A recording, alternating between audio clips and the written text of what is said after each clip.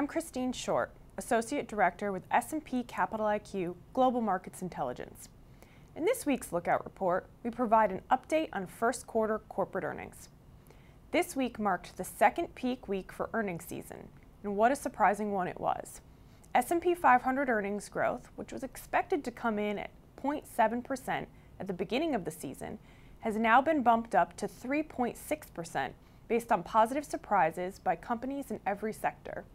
With over half of S&P 500 companies reporting at this point, the earnings surprise ratio stands at 5.7%, just about in line with the historical average of 6%. On the other hand, revenues are not faring as well, with a negative surprise ratio of 2%.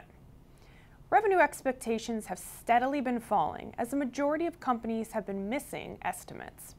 Of the 271 companies that have reported, only 43% have beat analysts' revenue expectations, in comparison to 61% historically. This is also in comparison to the 70% of companies that have managed to beat on the bottom line.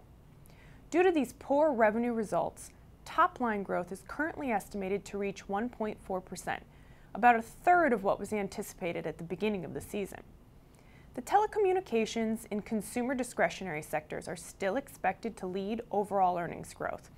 Within telecom, strong results were seen from Verizon Communications and AT&T, which posted year-over-year growth of 6.7% and 15.3% respectively.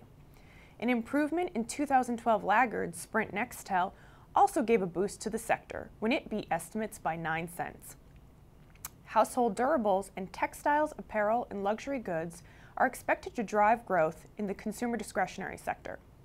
Home builders such as Lennar, Pulte Group, and D.R. Horton have reported robust results thus far, all beating analyst estimates and reporting triple-digit growth on a year-over-year basis.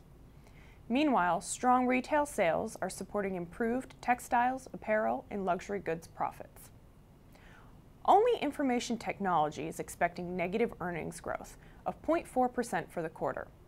The industries responsible for the year-over-year decline are semiconductors and computers and peripherals. Weak earnings are linked to the demise of the personal computer, which continues to take its toll on suppliers of commoditized chips. Next week, peak earnings season continues, with 135 companies scheduled to report. I'm Christine Short, and thank you for tuning in to this week's edition of the Lookout Report.